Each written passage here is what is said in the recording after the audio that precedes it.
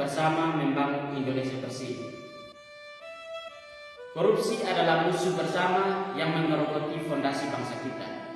Pada video kali ini kita akan belajar bersama tentang bahaya korupsi dan bagaimana kita semua bisa berperan dalam memberantasnya. Korupsi berasal dari kata koruptio yang berarti kebusukan atau kerusakan. Korupsi adalah penyalahgunaan kekuasaan untuk kepentingan pribadi atau kelompok. Korupsi memiliki banyak wajah: suap, gratifikasi, penggelapan, pemerasan, perbuatan curang, dan benturan kepentingan. Semuanya sama-sama merugikan negara dan rakyat. Dampak ekonomi korupsi sangat nyata. Anggaran negara yang seharusnya untuk rakyat malah masuk kantong pribadi. Investasi menurun, pertumbuhan ekonomi terhambat. Korupsi menciptakan ketimpangan sosial. Yang kaya semakin kaya melalui cara yang tidak benar, sementara yang miskin semakin terpinggirkan. Korupsi merusak demokrasi. Kepercayaan publik terhadap pemerintah menurun. Kualitas pelayanan publik menurun. Menurut data KPK, kerugian negara akibat korupsi mencapai triliun rupiah setiap tahunnya. Uang ini harusnya digunakan untuk pendidikan, kesehatan, dan infrastruktur.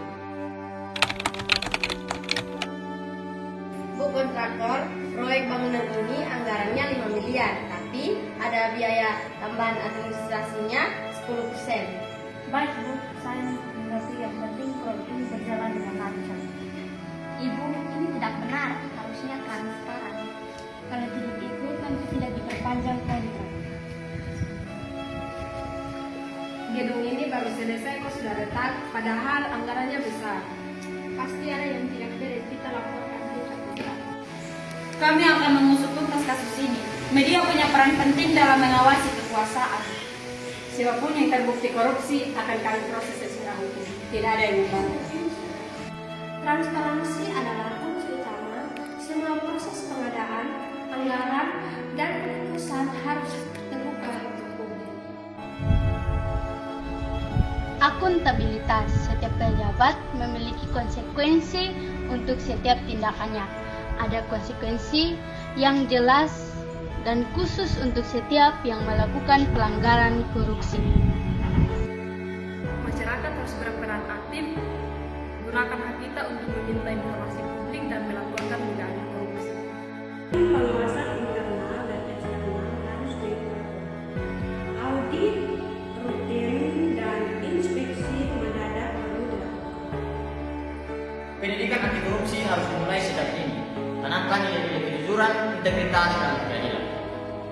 Teknologi seperti e-government blockchain dan sistem pelapor online dapat mengurangi peluang korupsi.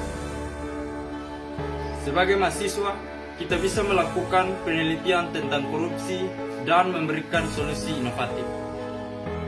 Di sekolah kita mulai dengan hal kecil, tidak menyontek, jujur dalam ujian, dan membangun budaya fair play. Generasi muda harus berani bersuara. Kita tidak boleh apatis terhadap korupsi di sekolah. Di desa, kita bisa memastikan penggunaan dana desa dan memastikan transparansi dalam setiap program. Melalui kegiatan volunteer, kita bisa mengedukasi masyarakat tentang bahaya korupsi.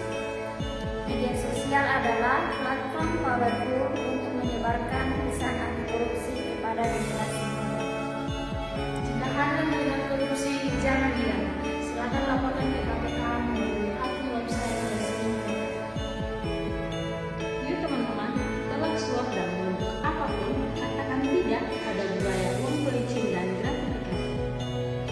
Edukasi keluarga dan teman tentang bahaya korupsi, mulai dari lingkungan sekitar kita.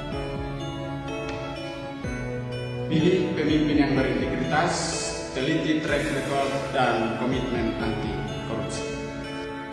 Bangun budaya jujur dalam keluarga, sekolah, dan tempat kerja. Jadilah contoh yang baik. Bersatu kita teguh, korupsi hanya bisa diberantas jika semua dari bangsa bersatu melawan. Indonesia yang bersih dimulai dari kita sendiri. Setiap tindakan kecil anti korupsi yang kita lakukan akan berdampak pada perubahan yang besar. kita membangun Indonesia yang bersih, sehat, dan berintegritas. Terima kasih. Salam anti korupsi. Indonesia bersih,